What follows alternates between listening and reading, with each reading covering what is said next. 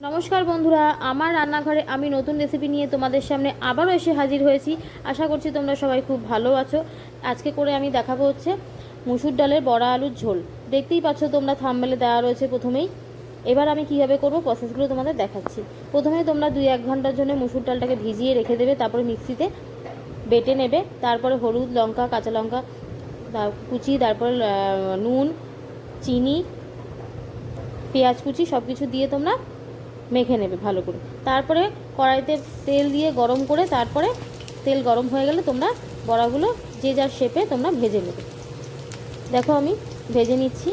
এরপর তোমাদের দেখাচ্ছি ভেজে, দেখো তুলে রেখে দিয়েছি।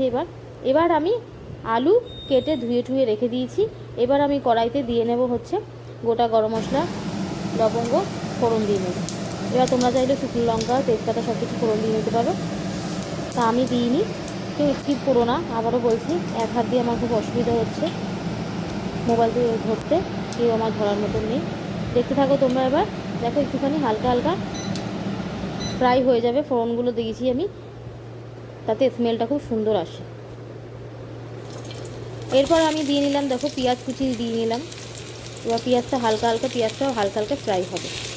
অবশ্যই একটু হালকা হালকা ফ্রাই হয়ে যাবে, তাহলে একটু পেঁয়াজটা নরম হয়ে যাবে। দেখতে থাকো তোমরা।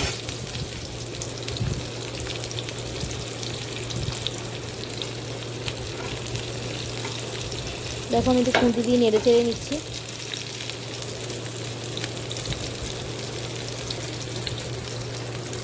আদা রসুনটা আমি আগেই বেটে রেখে দিয়েছিলাম।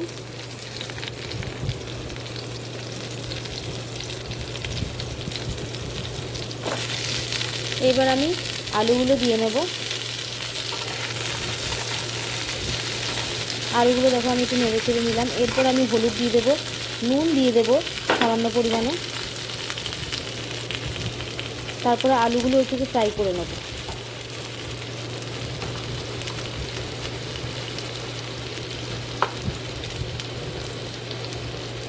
দেখো আমি হালকা একদম সামান্য পরিমাণে একটু হলুদ দিয়ে নিলাম। এবার আমি একটু নুনও দিয়ে নিলাম। এবার আমি আস্তে আস্তে দেখো একটু নেড়ে চেড়ে নিচ্ছি খুন্তি দিয়ে। এবার আমি এটা ফ্রাই করে নিচ্ছি। দেখো ফ্রাই করে নেওয়ার পরে এবার আমি আস্তে আস্তে, আমার মনে হলো আবার হলুদ লাগবে, আবার আমি আস্তে আস্তে সব মশলাগুলোকে অ্যাড করছি। হলুদ দিলাম, জিরের গুঁড়ো দিলাম, লঙ্কার গুঁড়ো দিলাম সামান্য পরিমাণে। অবশ্যই এটা কাশ্মীরি লঙ্কার গুঁড়ো, জাস্ট কালারের জন্য আমি দিয়েছি। আচ্ছা, কাঁচা লঙ্কা বাটা, আদা রসুন বাটা সব আমি আগেই করে রেখে দিয়েছিলাম, তোমাদের আগেই বললাম। এখন আমি এগুলো দিয়ে নিলাম। আবার আমি একটু সামান্য পরিমাণ মনে হলো আমার নুন লাগবে, আমি আবারও দিয়ে নিলাম নুনটা।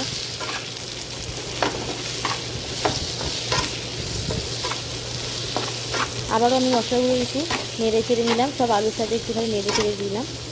এবার আমি একটু লো টু মিডিয়ামে রেখে কিছুক্ষণ পর তোমাদের ফিরে আসলাম।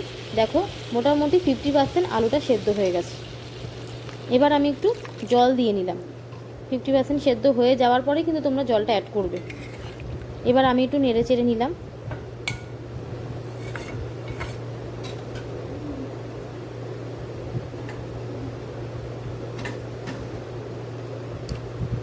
এবার আমি বড়াগুলো যে ভেজে রেখেছিলাম সেগুলো আমি বড়াগুলো কড়াইটার মধ্যে দিয়ে নিলাম।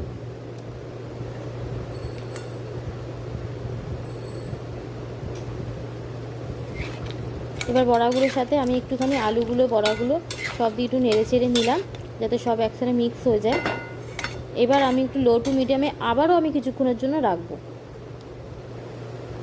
দেখো লো টু মিডিয়ামে রাখার পরে লুকটা ঠিক এরকম হয়েছে দেখতে। আমি কড়াই থেকে নামিয়ে নিয়েছি একটি বাটিতে।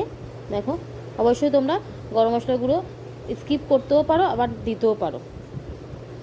দেখো লুকটা কেমন হয়েছে। অবশ্যই আবার আরেকটা ভিডিও নিয়ে ফিরে আসবো। নমস্কার।